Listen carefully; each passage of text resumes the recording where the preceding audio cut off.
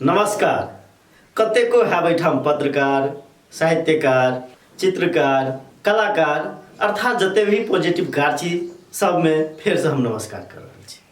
अखन अपने सबक सोझा जे अपन देशक नेता की छै ताई के संदर्भ में एकटा सुमधुर कविता सुनाबा जा रहल छी, जे सुन के देख के अपने सब आनंद लेब। आ संतु बनल कवि चैनल के बेसी से बेसी लाइक, शेयर आ सब्सक्राइब करब, ततबे हमर आशा है, आग्रह से हो। तो सुना जाओ ई हमर सुमधुर कविता, जकर शीर्षक रहल अछि नेता।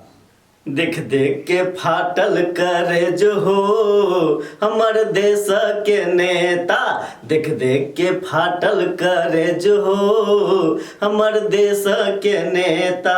देश के नेता हो, देश के नेता हो, देश का नेता।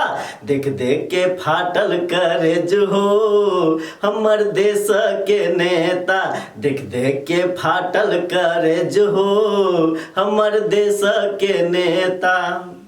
भाई भाई में करबे बवाल हो हमर देश के नेता, भाई भाई में करबे बवाल हो हमर देश के नेता। देश के नेता भैया, देश के नेता भैया, देश के नेता। भाई भाई में करबे बवाल हो हमर देश के नेता, भाई भाई में करबे बवाल हो हमर देश के नेता।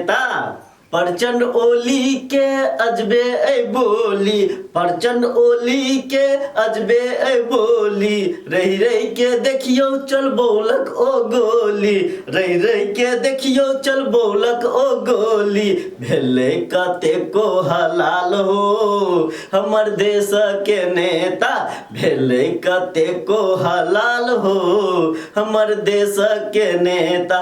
देश के नेता भैया, देश का नेता भैया, देश का नेता। भेले कते को हलाल हो हमर देश के नेता, भेले कते को हलाल हो हमर देश के नेता। मधेसी दल के अलगे ऐलिल्ला, मधेसी दल के अलगे ऐलिल्ला। रही रही के देखियो जिन्स भेल ढिल्ला, रही रही के देखियो जिन्स भेल ढिल्ला। आ राजेंद्रक उपेंद्रक कमाल हो हमर देश के नेता, राजेंद्र उपेंद्रक कमाल हो हमर देश के नेता। देश के नेता भैया, देश के नेता भैया, देश के नेता। राजेंद्रक उपेंद्रक कमाल हो हमर देश के नेता। शेरे बहादुर के ले रे बहैया, शेरे बहादुर के ले रे बहैया। माधव झलनाथ देखियो दूरे रहैया, माधव झलनाथ देखियो दूरे रहैया।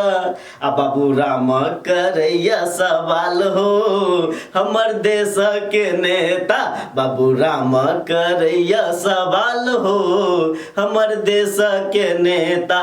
देश के नेता भैया, देश का नेता भैया, देश का नेता। नेता के अब चरित्र देखल जाओ। नेता के नेत देख मने ऐ जरल, नेता के नेत देख मने ऐ जरल। देश जाओ भार में घरे में पड़ल, देश जाओ भार में घरे में पड़ल। अब केना ने कहबो दलाल हो हमर देश के नेता, देश के नेता भैया, देश का नेता भैया, देश के नेता। देख देख के फाटल करेज हो हमर देश के नेता, भाई भाई में करबे बवाल हो हमर देश के नेता। नमस्कार।